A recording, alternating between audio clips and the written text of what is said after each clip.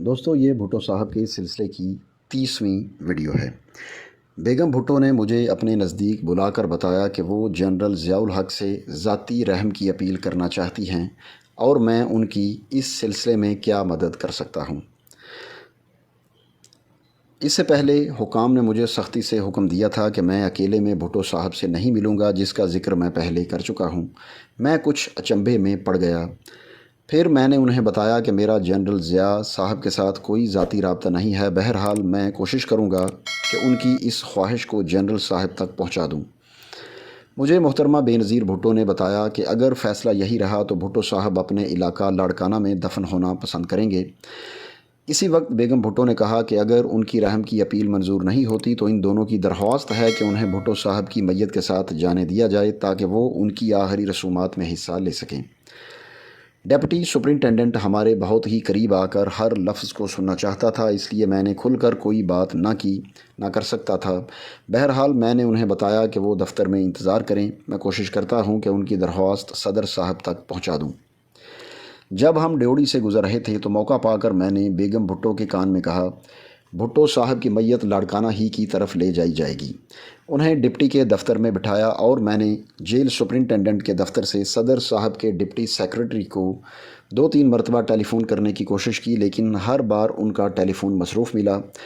میں اور وقت ضائع کرنے کی بجائے جیل سے باہر نکلا اور سڑک پار کر کے سامنے ایس ایس پی کے دفتر گیا، جہاں S M L A brigadier Khwaja Rahat Latif, بعد میں major general, D C Rawalpindi اور ایس ایس پی راولپنڈی بیٹھے تھے۔ میں نے ایس ایم ایل اے صاحب کو بیگم بھٹو کی درخواست سنائی۔ وہ مجھ پر برس پڑے کہ ان کی حکم کی خلاف ورزی کرتے ہوئے میں بھٹو بیگمات سے کیوں ملا ہوں۔ میں نے انہیں بتایا کہ مجھے آپ نے جیل میں رکھا ہوا ہے۔ بھٹو صاحب سے بیگمات کی ملاقات کے بعد وہ سیدھی میرے پاس آئیں اور مجھے یہ درخواست جنرل ضیاء صاحب تک پہنچانے کے لیے دی ہے۔ انہوں نے تھوڑی دیر خاموش رہ کر کچھ سوچا اور پھر کہنے لگے، لیکن آپ کو ان سے نہیں ملنا چاہیے تھا۔ میں نے دوبارہ ان کو وہی جواب دیا۔ اتنی دیر میں ڈی سی راولپنڈی محمد سعید مہدی نے ایس ایم ایل اے سے کہا کہ جناب آپ یہی درخواست ڈی ایم ایل اے کو پہنچا دیں اور اگر انہوں نے مناسب سمجھا تو جنرل ضیاء الحق صاحب تک پہنچا دیں گے۔ خدا کر کے بات ان کی سمجھ میں آ گئی اور میری خلاصی ہوئی۔ مجھے بعد میں پتہ چلا کہ D M L A general Saghir Hussain سید نے جنرل ضیاء الحق کو بیگم بھٹو کی اپیل پہنچا دی اور انہیں جنرل ضیاء الحق صاحب نے بیگمات سے ملنے کے لیے سہالہ ریسٹ ہاؤس بھیجا، جہاں بیگم بھٹو نے تحریری اپیل کی درخواست صدر صاحب کے لیے پیش کی، مگر ان کی رحم کی اپیل کا بھی وہی حشر ہوا جو پہلے والی اپیلوں کا ہو چکا تھا۔ جیل کے حکام باہر عوام کا اچھا خاصا ہجوم، جس میں ملکی و غیر ملکی اخباری نمائندے بھی موجود تھے، اکٹھا ہو چکا تھا۔ حکام نہیں چاہتے تھے کہ کسی کو بھٹو کی پھانسی کی خبر ہو اور ڈر تھا کہ بیگم بھٹو جیل سے نکلتے وقت کار کی کھڑکی کا شیشہ نیچے کر کے اخباری نمائندوں کو ان کی پھانسی کی اطلاع دے دیں گی۔ ایس ایس پی سے کہا گیا کہ پولیس ہجوم کو جیل کے بڑے گیٹ سے جنوب کی جانب یعنی آرمی ہاؤس کی طرف ہٹوا دے اور بھٹو خواتین کی کار شمال کی جانب براستہ ایئرپورٹ نکال لی جائے۔ یوں ان کی کار عوامی ہجوم سے بچا کر شمالی سمت سے سہالہ ریسٹ ہاؤس لے جائی جائے گی۔ ادھر سہالہ ریسٹ ہاؤس کی باہر کی دنیا سے کاٹ دیا گیا تھا۔ اس علاقے کو پولیس نے گھیرے میں لے لیا، نہ کوئی اندر جا سکتا تھا اور نہ ہی کسی نوکر وغیرہ کو اگلی صبح یعنی 4 اپریل تک باہر نکلنے دیا گیا۔ ٹیلی فون وغیرہ کا رابطہ تو پہلے ہی منقطع کر دیا گیا تھا۔ بھٹو صاحب سے ان کے رشتہ داروں کی ملاقات کیوں نہ کرائی گئی؟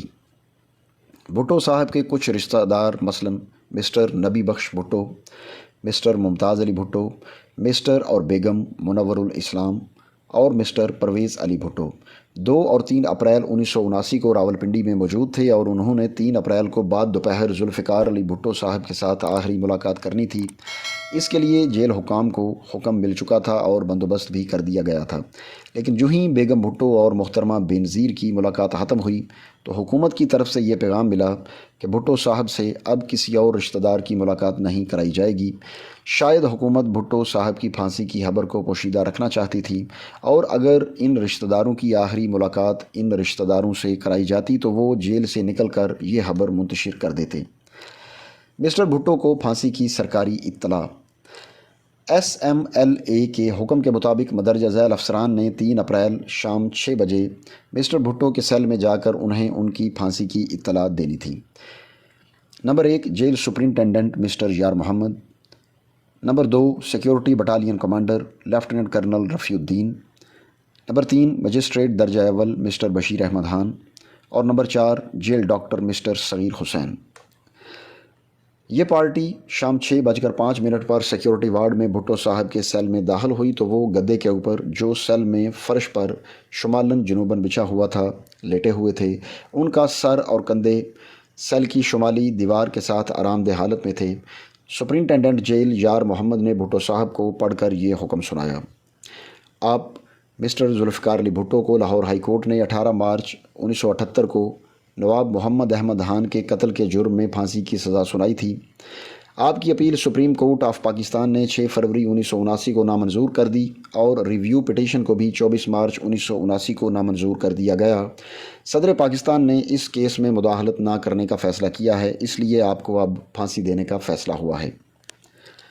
جیل سپرنٹینڈنٹ جب یہ حکم سنا رہا تھا تو بھٹو صاحب گدے پر اسی طرح بغیر کسی گھبراہٹ یا پریشانی کے لیٹے رہے، بلکہ ان کے جسم اور چہرے پر نرم، نازک ڈھیلا پن اور مسکراہٹ نمودار ہوئی۔ اس وقت میں ان کے پاؤں کے نزدیک مغربی رخ اور جیل سپرنٹینڈنٹ ان کے پاؤں کے مشرقی رخ کھڑے تھے۔ یہ اس سلسلے کی 30ویں ویڈیو ہے۔ اگر ویڈیو اچھی لگے تو لائک کریں، چینل پر نئے ہیں تو سبسکرائب کریں اور بیل یعنی گھنٹی کے بٹن کو دبا کر نوٹیفیکیشنز آن کر لیں تاکہ ہماری تمام ویڈیوز کے نوٹیفیکیشنز آپ کو سب سے پہلے ملیں۔ اب آپ سے ملاقات ہوگی اپنی اگلی ویڈیو میں، تب تک کے لیے اللہ حافظ۔